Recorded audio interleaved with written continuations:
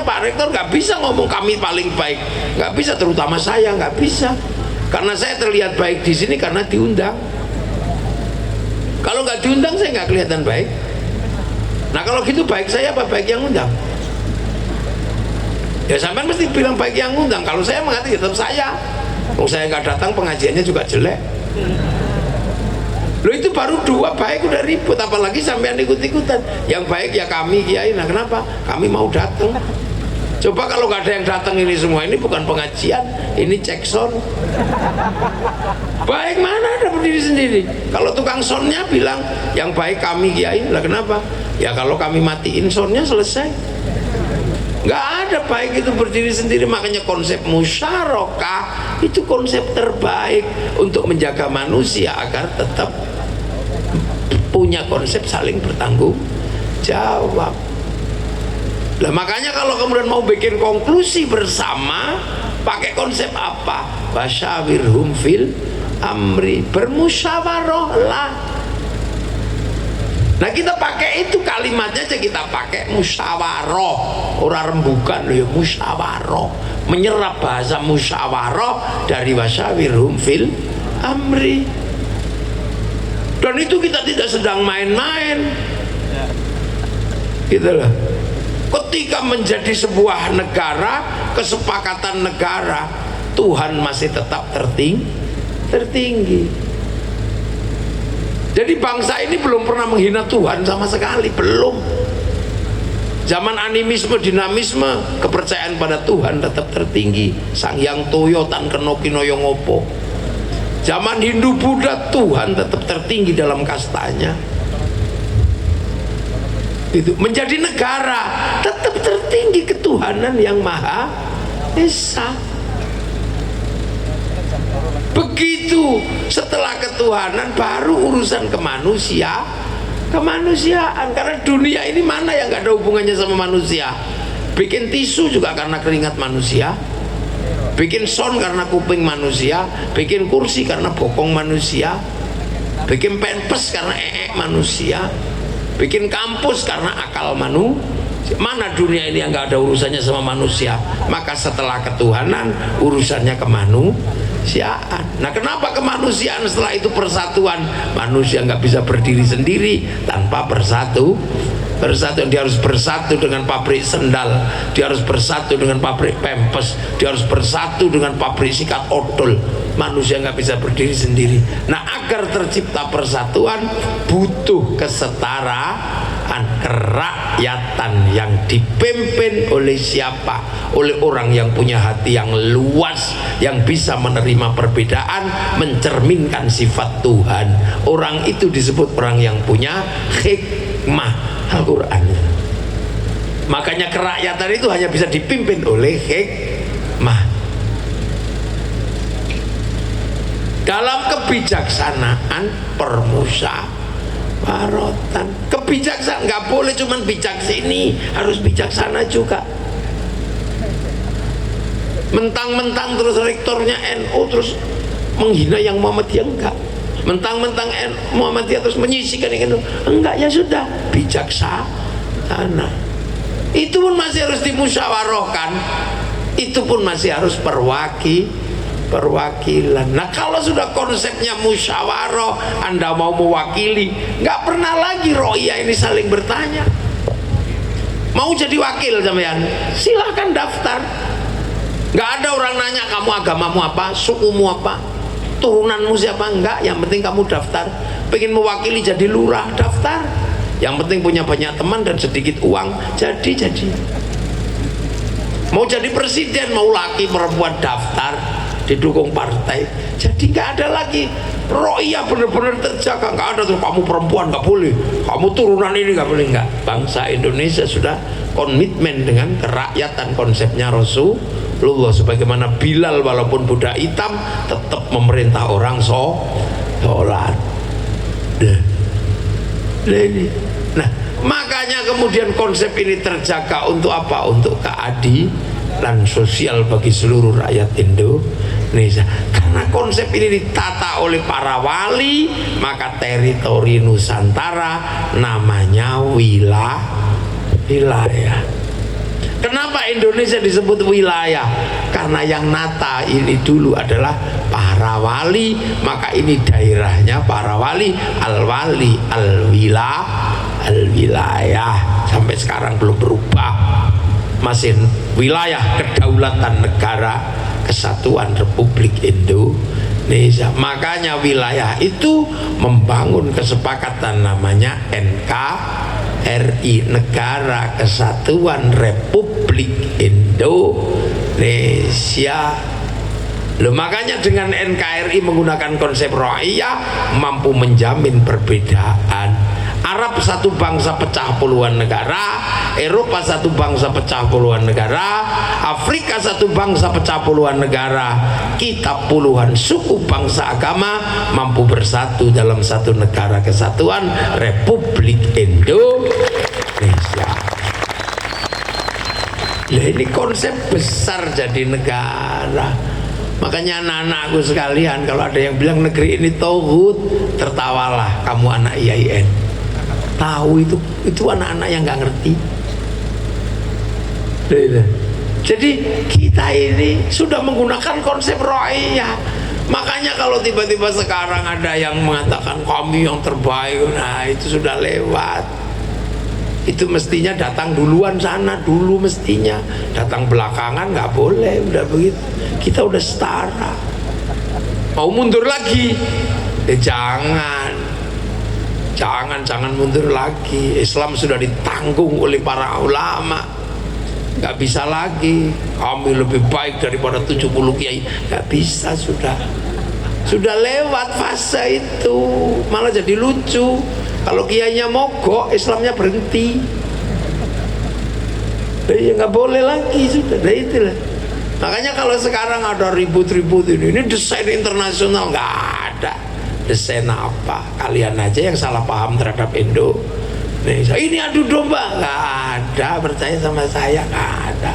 Saya orang lapangan. Ya adu domba itu kan karena mestinya kan domba aduan. Mau yang satu juga bukan domba aduan. Jadi jangan terlalu jauh, ini ada rekayasa, ini social engineering. Kita belajar dari dulu, nggak ada gitu-gitu ini. Untuk urusan ini murni salah tempat, itu aja, salah zaman. Mestinya nggak ngomong. Loh, karena yang kita hadapi itu rakyat itu konsep yang luar biasa. Maka Indonesia siap menopang masa depan. Tinggal nunggu anak-anak IAIN ini lah. Bisa nggak melakukan produksi dengan pengetahuannya alih teknologi. Amerika kenapa bangkit? Karena bisa menopang kebutuhan teknologi, bisa memproduksi. Cina kenapa bangkit? Bisa produksi. Nah kita hari ini baru bisa konsumsi, tapi anak-anak terdidik ini sudah siap-siap produksi, sudah mulai pada pinter-pinter. Jadi nggak usah khawatir dengan masa Indonesia kan maju kalau sudah bisa produksi. Bangkitnya Jepang karena bisa produksi, bangkitnya Amerika bisa produksi. Nah setelah anak-anak ini bisa berproduksi, butuh namanya konsumsi. Nah konsumsi itu berbanding lurus dengan apa? Dengan rasa cinta pada bangsa dan negara. Kalau kita nggak cinta dengan bangsa dan negara kita nggak akan konsumsi produk dalam negeri. Kita sudah bisa berproduksi pengetahuan. Islam bisa berproduksi pengetahuan. Apa yang disampaikan Rasulullah dikembangkan murni dengan cara di sini. Islam yang asli itu cuma syahadat, sholat, zakat, puasa, haji, iman pada Allah, malaikat, kitab, utusan dari akhir, terus takdir baik, takdir buruk. Itu yang lain untuk menanam itu sudah dikembangkan di Indonesia. Sampai nggak perlu lagi nyontoh caranya orang Mesir, nggak perlu lagi nyontoh caranya orang Afghanistan, nggak perlu lagi nyontoh caranya orang Yaman. Nggak, udah, kita sudah mampu dengan cara kita menanam ajaran Rasulullah dengan cara Nusantara. Buktinya apa? Terbesar hari ini tanaman itu di Indonesia. Orang sholat paling banyak orang Indonesia. Indonesia. Orang haji paling banyak Indonesia. Orang hafal Quran paling banyak Indonesia. Artinya para wali berhasil menanam dengan konsep Islam di Nusantara. Baik. Kerukunan terjaga. Di Arab kalau tidak ada negara yang kuat, Islamnya nggak tertopang. Afghanistan sampai sekarang ribut nggak selesai. Yaman utara selatan sampai sekarang ribut nggak selesai. Kita jam segini masih ketawa. Masjid penuh, pesantren penuh. Nah ini kadang ini mestinya sana belajar dong ke sini baru kita ajari. Jangan orang ke sini mau belajar malah kita gantian yang belajar ke dia, kacau. Makanya tuh dikit-dikit teriak-teriak kayak kemarin di gitu. Ya saya keredo tugel lagi. Nah itu IAIN itu punya tanggung jawab itu untuk menyuarakan. Tulis kembali peradaban Islam di Indonesia ini. Al-Azhar menulis cerita tentang Mesir. Masa sampai nggak bisa nulis cerita tentang Indonesia? Wong menanggung beban wali songo itu loh Pak Rektor.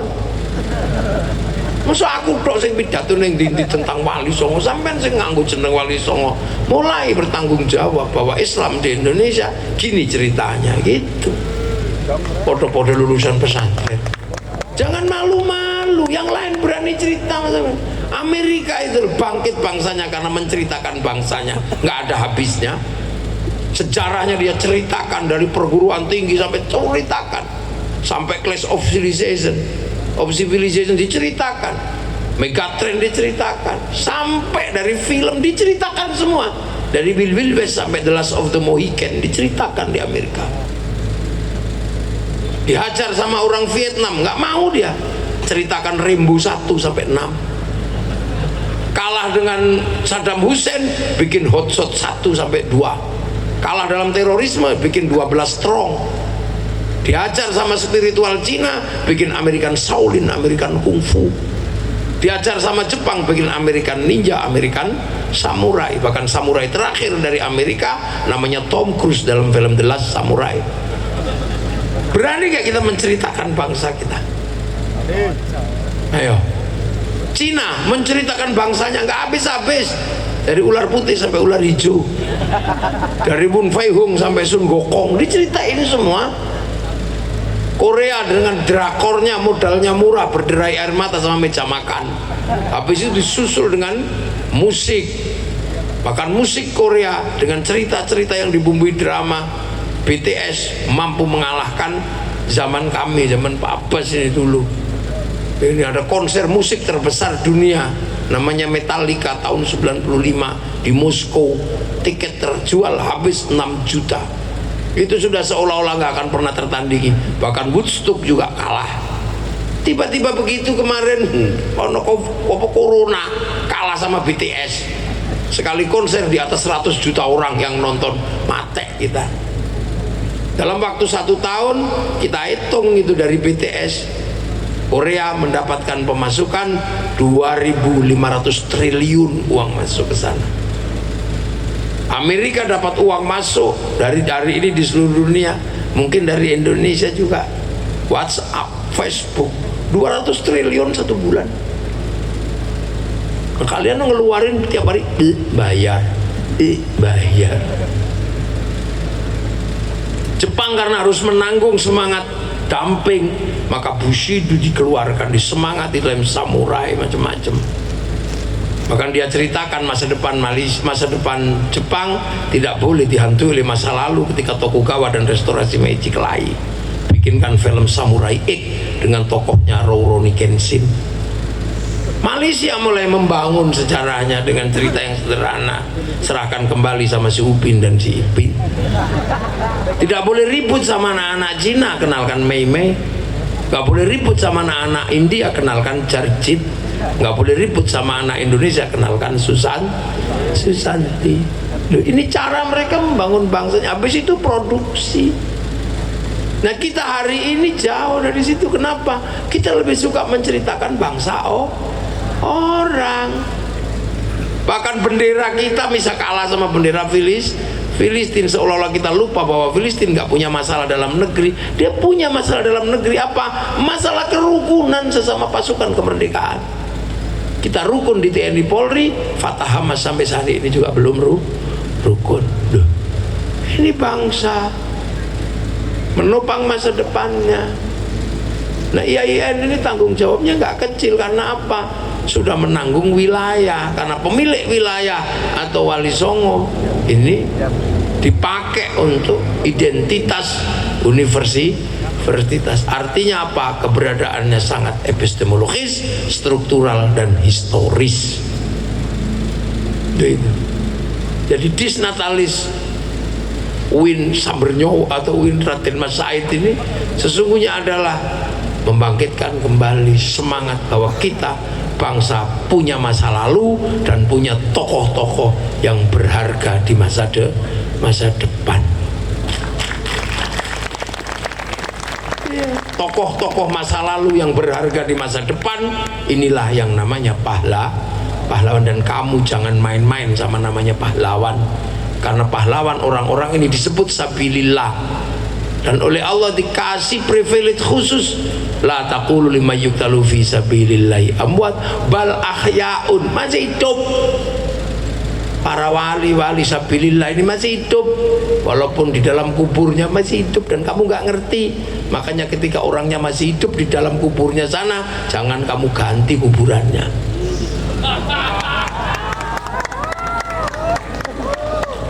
Lu jangan makanya ngerubah nama makam itu, nggak boleh itu. Kenapa? Orangnya masih hidup itu. Bal ahyaun, orangnya masih hidup kok ganti namanya. Nggak boleh. Makanya ngamuk itu yang di atas, dia wamuk, akhirnya dedel duel. Karena apa? Diamuk kalau sing duwe makam. Iku undang-undang. La taqul lima yuqtalu fi sabilillah amwat bal ahyaun, masih hidup. Gitu. Makanya kita ini punya kewajiban, walladzina ja'u min ba'dihim yaquluna rabbana ighfir lana wa li ikhwanina alladzina sabaquna bil iman. Nah, mereka inilah yang dalam Al-Qur'an disebut alladzina. Siratal mustaqim itu ada siratal ladzina. Nah, alladzina ini banyak. Makanya siratal mustaqim, siratal anbiya wal mursalin, siratal ulama was sholihin. Terus itu banyak. Nah, alladzina ini jangan diganti-ganti. Kalau kamu ganti-ganti alladzina, kamu hilangkan, kamu rubah, kamu termasuk maghdub. Maghdub itu dolin. Nah, kenapa maghdub sama dolin kok di situ maknanya Yahudi? Ya karena memang Yahudi itu suka gonta-ganti orang mati. Nabinya diganti loh. Tapi ngaji tafsir toh. Kenapa maghdub di situ maknanya Yahudi? Karena Yahudi memang hobinya suka gonta-ganti orang mati. Itu wis paham ya? Merasa ribut makanya. Itu Quran apa lawan. Kenapa ulama tafsir dari dulu kok menggunakan makna ghairil maghdubi alaihim waladhdallin, kok maknanya Yahudi? Karena mereka punya hobi gonta-ganti makam, bahkan menghilangkan nabinya, menghilangkan walinya, itu hilangkan aja. Kalau nggak cocok dihapus itu. Jadi wali mansuh itu ada, wali tipek itu ada, wali copy paste itu di delete ya, itu makanya nggak boleh. Makanya sekarang muncul itu Yahudi Zionis ini karena apa? Memang hobinya orang Yahudi itu dalam Al-Quran itu disebutkan siratal ladzina, alladzina itu dihilangkan. Loh, ini bisa kajian teks itu. Sampai yang ahli apa lulusan tafsir hadis bisa kajian teks itu. Loh, nek gak iso ya tak rewangi kan. Dan punya keberanian. Makanya kalau wali PIN wali songo apa ya terus tidak ada apa-apa. Indonesia damai sudah, saling menjaga, semua sudah mengarah kepada satu sistem musyarakah. Selagi santri penerus para wali itu masih ada dan masih kekeh dengan kesantriannya, nggak akan ada masalah, aman-aman, nggak akan ada gejolak-gejolak apa. Selagi santri itu masih kekeh. Kenapa Syiah nggak? Karena santri masih kekeh. Awas bahaya Syiah, nggak ada apa-apa. Awas lagunya Haddad Alwi, lagu Umi itu Syiah, kata Kiai Allah gitu aja kok Syiah. Lagu yang lebih parah ada, indung-indung. Aduh Siti Aisyah mandi di kali rambutnya basah, tidak sembahyang, tidak puasa, kenapa pakai nama Siti Aisyah itu?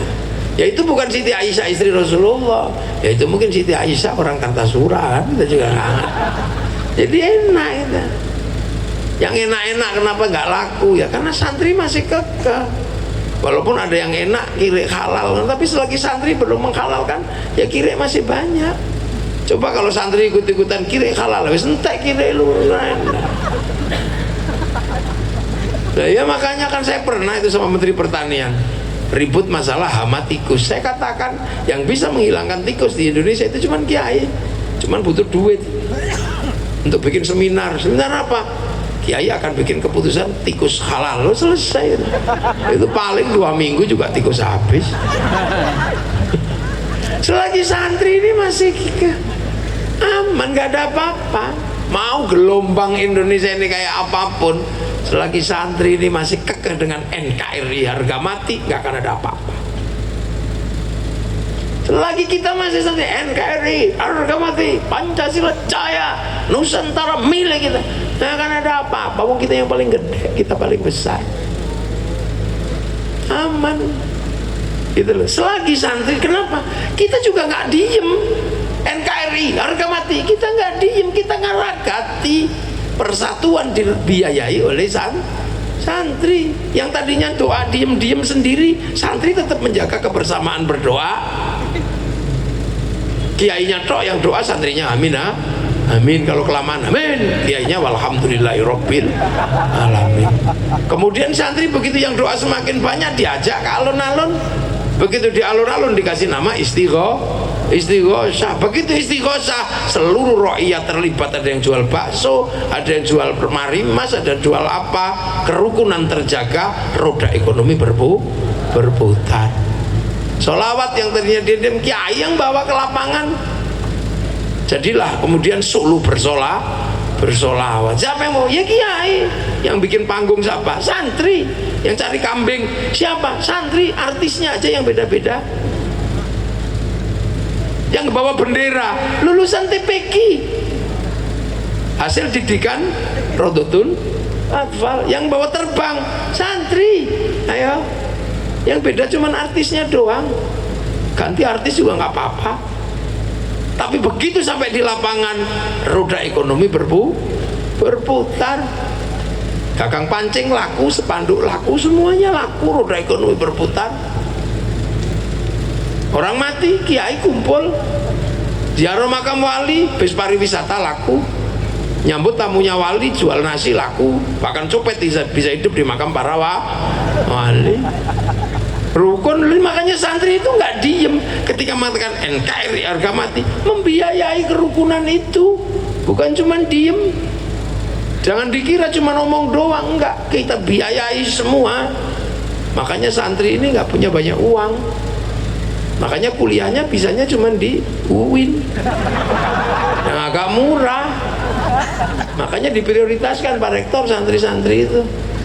Kira-kira yang nggak bisa sekolah ya tanya, kenapa kamu ya, mondok lamaan, harus ada prioritas. Karena apa? Orang tuanya duitnya habis untuk menjaga agama. Punya uang dikit mulutan, punya kambing kecil sudah dipakai khol. Anaknya nggak kebagian, akhirnya kuliahnya ya di IAIN.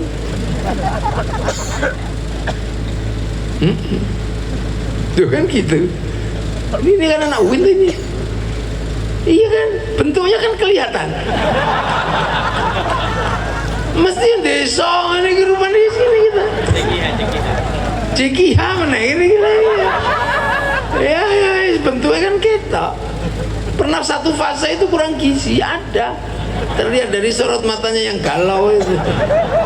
Cilik aneh makanya tiwul ini ya podo pulau. Dulu saya itu putih waktu kecil lahir, karena terbatas makanannya petis ya hitam. Artinya ini sebuah potret kehidupan di Indonesia. Tapi Islam kenapa kuat? Disanggah oleh orang-orang kampung ini, oleh anak-anak IAIN ini, UIN ini yang nopang, yang nampung, yang nanggung. Yang lain tinggal menikmati kerukunan umat, menikmati hilangnya radikalisme. Yang teriak siapa? Kiai-kiai di kampung-kampung itu. Gitu, dosen jarang yang berani teriak itu, 1-2 aja yang berani, takut digerebek. Kiai-kiai di kampung-kampung itu, awas teroris, ada corona. Yang paling di ujung tombak ini kiai-kiai itulah. Polisi apa berani ngelarang Jumatan? Ya nggak berani. Mesti minta kiai tolong besok jangan Jumatan ya. Kiainya besok orang Jumatan libur, cocok. Nggak usah. Lu bahkan kiai itu dipaksa jelaskan corona itu kalau enggak, karena memang ya kiai itu real punya masyarakat, bukan kiai freelance. Ya kiai disuruh ngomong corona, oke nggak ngerti corona, ya pidato sekenanya aja. Para hadirin, ini corona sudah datang, hati-hati, waspada. Ini adab Allah.